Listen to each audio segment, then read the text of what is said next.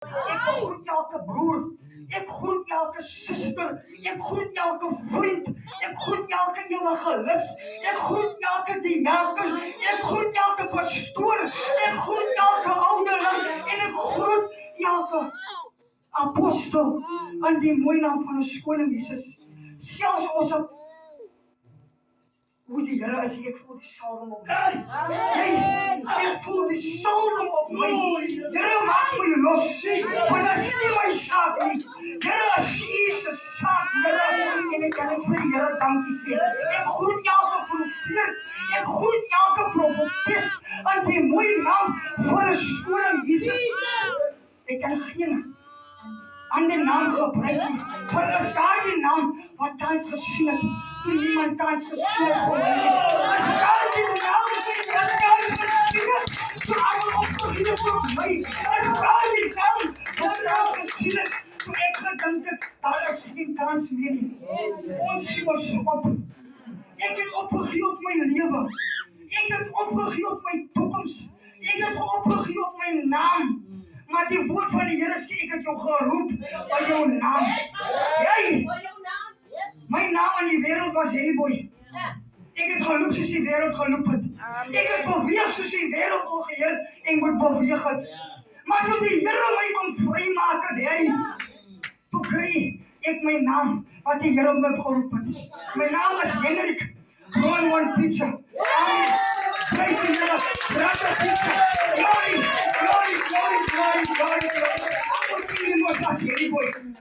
Ik heb aan het je genoeg met die bierborrel in mijn hand. Maar vandaag kan ik meer als overwinnaar met die Bijbel in mijn hand. Ik was eens zo meteen op een gangster geweest. Ik wil doen waarvoor ik gevraagd was. Om dit te komen om te getuigen. Ik wil niet komen om te bedienen. Ja, amen, prijs de Here. Ik was eens zo meteen op een gangster geweest. Ik heb ook deelgegeven aan campus. Ik heb ook deelgegeven aan bendes. Ik was ook ietsie daar bij hulle. Maar ik heb gedink, dat is die pad wat ik moet lopen. Ik moet kwaai geweest om aan te geweest het bij mensen. Ik moet mijn geld afgegeven voor mensen om kwaai te geweest. Ik moet mensen ziel gemaakt om mensen gun te bewijzen. Maar die woord van die Here leer my, dat dief kan to kill, steal en destroy. Die Here sê, kom met sy woord. Hy sê achterna dat I did come to give you life in abundance. So ek moet die lewe geniet, wat die Here my oorvloed. Die lewe buite, verskil van die lewe binne die gevangenis. Ek kom uit die gevangenis uit. Ek het 7 jaar en 'n maand was ek daar binne gewees. Ek was 20 maande op remand gewees.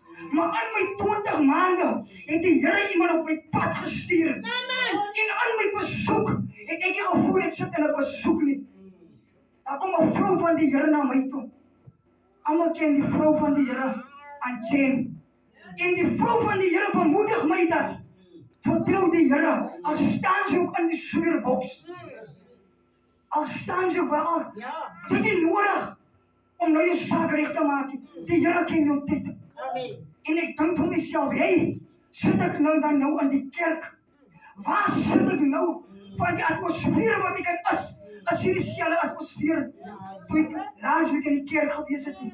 Dit is 'n ander gevoel die, dit is 'n ander atmosfeer die, en ek kan voel dit is nie dieselfde nie. En die Here verander die oomblik so, dat voel aan die besoek, as 1000 mense. Toe as dit nie 1000 mense, so 1000 engele wat daar sit, saam met my. Glory to God. En van daardie dag af, het ek 'n begeerte gekry om die Here te dien. Van daardie dag af, ek was nie in 'n kerk. Ek het dit nie daar ontvang nie, maar ek het dit ontvang in die besoek. Ek kan dankbaar en ek kan bly wees vir die Here, dat iemand op my pad gestuur het. Dat kan so alles gewees het. Ek het gesmokkel in die gevangenis. Ek het ook saam met broers gesit en gedink dat is reg. Die breëweg is mos lekker. Alles gebeur mos daar. Daar is no rules. Ek het gedink dat is die uitweg.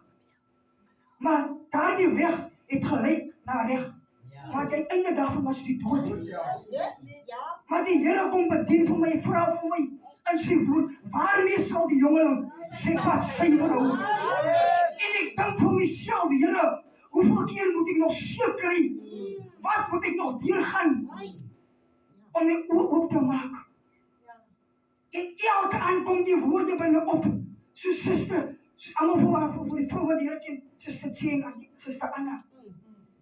Vertrou die Here, vertrou die Here, vertrou die Here. En ek maak gebruik van daardie geleentheid. En die Here kom vir my magtig deel. En ek het nog nie eens die Here aangeneem nie, pastoor. En ek vra vir myself, wat nog moet dan meer as ek die Here in my lewe aanneem? Wat nog dan meer? En toe ek die Here aanneem, die woord van die Here sê, as die seun jou vrygemaak het, jy is die waarlik vry. En ek is uit die gevangenis, maar ek is 'n vrye man. En as ek moet dien op 'n ligte of aan die kerk kom, en ek sê ek is 'n vrye man oor die mic, dan lag die mense vir my uit. Hulle verstaan hierdie dinge van die Here. Ek kan dankbaar en ek is bly vir die Here. Die Here het my hier gedra 20 maande op trou. 7 jaar en 'n maand het die Here my gedra in my orange pakkie aan. Maar ek was 'n vrye man. Ek kon nie 'n ander pad kies nie. Die pad wat ek al kies het voorheen. Ek het in my eie kragte staat gemaak en ek het moeg en ek het mat geraak. Elke keer as ek opgegeet, dan sê ek myself, my lewe is nie moeilik meer. Ek kan nie meer, ek het gevra, Here, hoe maak ek nou? Here, waartoe nou? Maar toe ek die Here aanneem, toe raak dinge alles van makliker. Dinge raak net vir my beter. Ek het nie meer nodig om in groepies te sit nie. Want ek het ook gebid en gebuig voor die duiwel. Maar die Here het my kon vry maak, want dit was nie die moeite werd nie. Ek wil 'n jong man, 'n jong dame bemoedig vandag. Dit is nie die moeite werd om jou lewe op te gee nie. Because giving away is giving up. And giving up is giving away. Ons kan nie. Dit wat die Here vir ons gegee het. Hy gee vir ons genade, dag na dag. Hoekom moet ek my lewe opgee? As gevolg van wat mense sê. Hoekom moet ek my lewe opgee? As gevolg van my foute wat ek gemaak het. Hoekom moet ek my lewe opgee? Omdat ek gevoel het ek het gemisluk, ek is 'n mislukking. God het die mislukkings gemaak. Toe God klaar is met ons sê, dit is goed. En toe hy alles klaar sê, dit is baie goed. So moenie minder dink van jouself, omdat jy 'n fout gemaak het nie. Moenie opgee op die genade nie. God draai jou deur. As jy moet kyk waar jy vandag staan, waar jy was en waar jy nou is dit net genade. Die Here het my kom vry maak. En ek is dankbaar vir julle gebiede. Ek ons het mekaar elke dag nodig. Die woord van die Here sê, 2 van beter as 1. 1 alleen kan oorweldig word. Ek het alleen gesit. Toe kan ek nie meer nie. Maar toe ek die Here kom dien, toe kry ek 'n nuwe familie. Ek het broers gekry, ek het susters gekry. Wat ek kan vashou. Wat my hande opgehou het. En vandag is ek dankbaar en ek is bly dat die Here my siel kom red het. Ek kon nie anders doen nie. Ek kon nie 'n ander pad kies nie. Van hoekom mense stel te leer. Maar nie die Here nie. Van God sê sy woord, ek is nie 'n mens wat ek sou lieg nie. Hy is nie 'n mens nie. Mense stel mekaar te leer. Maar nie die Here nie. Ek het, toe ek terwyl ek die Here dien, het ek moeg geraak. En ek kom swak raak. En ek sê vir myself dat dit is nie wie ek is nie. Dit is nie waar hy was nie. Dit is nie hoe die Here wil hy moet wees nie. Toe staan ek op en ek stap die pad. En ek stap die pad. En ek stap die pad tot vandag. En ek kan al die eer kan ek die Here gee. Al die eer kom die Here toe. Ek het gestaan soos hulle sê in die tronk voor hekke. Die Here het my kom wegruk van die hekke af. Want die woord van die Here sê, jy kan God en vir Mammon dien nie. Ek het aan die begin, het ek die Here skelpies gedien, omdat ek was skaam gewees. Daar was 'n tyd, wat hy my gevraag gewees, hy moet vandag 27 word. Sy moet vandag bloed vat. Ons gaan jou soldaat maak. Maar sy moet nou kies, wil sy die Here dien, of wil sy daar wees.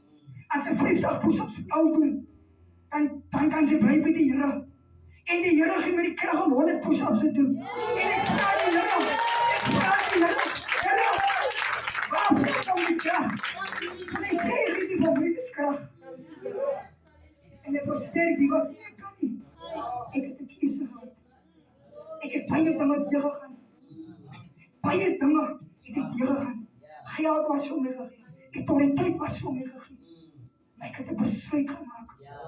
Ini kita biasa basoy ka mga. Ang di daraan din. Wala. Yes.